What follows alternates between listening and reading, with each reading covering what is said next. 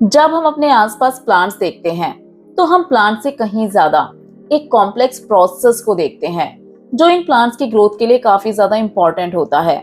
और वो है सॉइल, जिसे हम टच कर सकते हैं, फील कर सकते हैं। बट एक्चुअल में सॉइल को किस तरह डिस्क्राइब किया जा सकता है, तो आज के इस वीडियो में हम सॉइल के बारे में कुछ बेसिक इंफॉर्मेशन के साथ साथ उसके फॉर्मेशन के बारे में जानेंगे। तो चलिए शुरू करते हैं। Soil formation. सॉइल एक डायनेमिक मीडियम है जिसमें कंस्टेंटली बहुत से chemical, physical and biological activities चलती रहती हैं, मींस जो कंस्टेंटली इवॉल्व होती रहती है। And most important, soil is a result of decay. It is also the medium of growth. Decay से यहाँ मतलब है सॉइल में बहुत से फ्लोरा और फौना मर जाते हैं जो सॉइल के अंदर मिक्स हो जाते हैं, और वो सॉइल में बनाता है ह्यूमस, और यही ह्यूमस सॉइल को काफी ज्यादा फर्टाइल बनाता है। इसीलिए कहा गया है कि सॉइल ग्रोथ का एक मीडियम भी है। इसके साथ साथ सॉइल एक चेंजिंग और डेवलपिंग बॉडी है, मींस जिसमें कंटिन्यूअसली बहुत से चेंजेस होते रहते हैं, और सॉइल के अंदर ये चेंजेस देखने को मिलते हैं सीजन टू सीजन। जैसे कि विंटर्स में सॉइल कोल्ड, समर में वार्म, या ऐसा रीजन जहाँ काफी कम रेनफॉल होता है वहाँ की सॉइल ड्राई हो सकती है।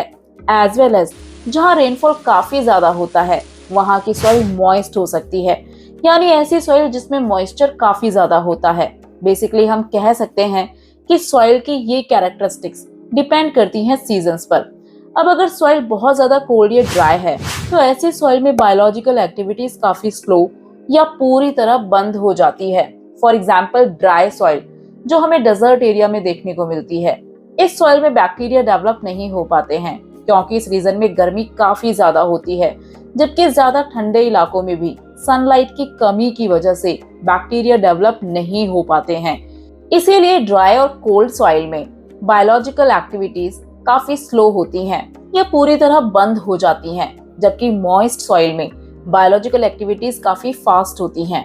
अब जैसा कि हमने पहले भी कहा, सॉइल के अंदर जब लीव्स या ग्रासेस डाई होकर मिक्स हो जाते हैं तो वो सॉइल के अंदर ऑर्गेनिक मैटर को इंक्रीज कर देते हैं, जिससे सॉइल की फर्टिलिटी इंक्रीज होती है। तो ये थी कुछ बेसिक इंफॉर्मेशन अबाउट सॉइल। अब चलते हैं उस प्रोसेस की तरफ जिससे सॉइल का फॉर्मेशन होता है। Process of soil formation. Soil formation और pedogenesis depends first on weathering. Soil formation के प्रोसेस को कहा जाता है पेडोजेनेसिस, और ये डिपेंड करती है वेदरिंग पर। वेदरिंग के बारे में हम ऑलरेडी काफी कुछ जान चुके हैं कि रॉक्स का डिसइंटीग्रेशन होता है due to gravitation, molecular stresses और केमिकल एक्शंस की वजह से।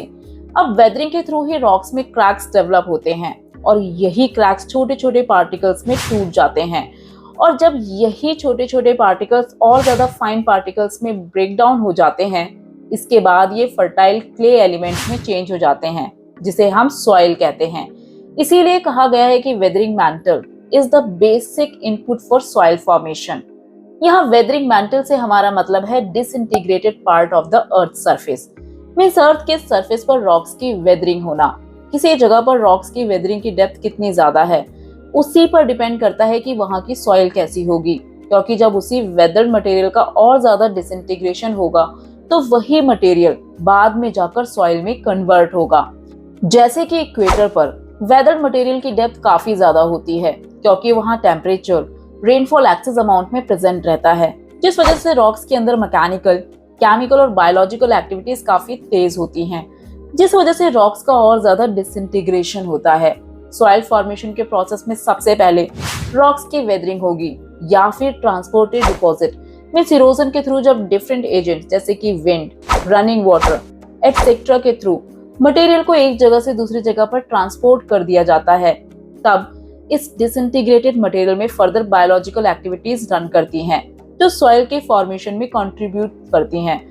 जैसे कि इस डिसइंटीग्रेटेड मटेरियल को कॉलोनाइज्ड किया जाता है बैक्टीरिया, अदर इंफीरियर प्लांट जैसे कि मॉसेस एंड लीचेंस के द्वारा।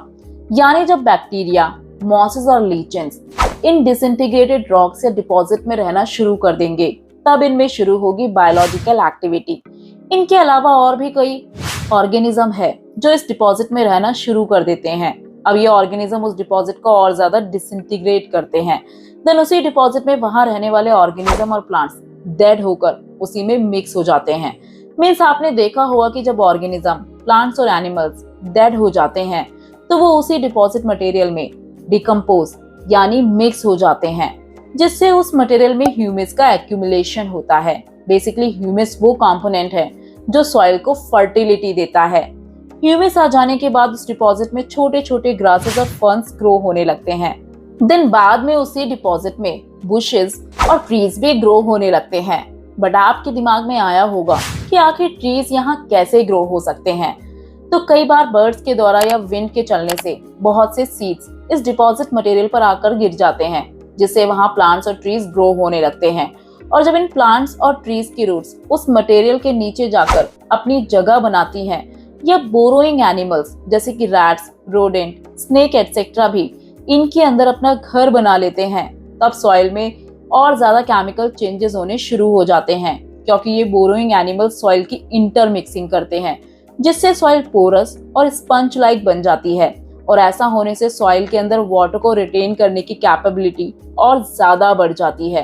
मींस सॉइल और ज्यादा मॉइस्ट हो जाती है, जबकि पहले ये सिर्फ कंसोलिडेटेड मटेरियल था।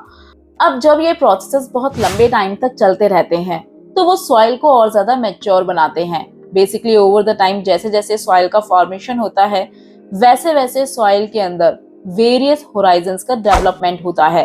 एक्चुअल में सॉइल एक कॉम्प्लेक्स मिक्सचर है मिनरल्स और ऑर्गेनिक प्रोडक्ट का। तो ये था पूरा प्रोसेस सॉइल फॉर्मेशन का। अब यहाँ क्वेश्चन आता है, क्या सॉइल फॉर्मेशन के लिए वेदरिंग सोलोली रिस्पॉन्सिबल है? तो आंसर है नहीं।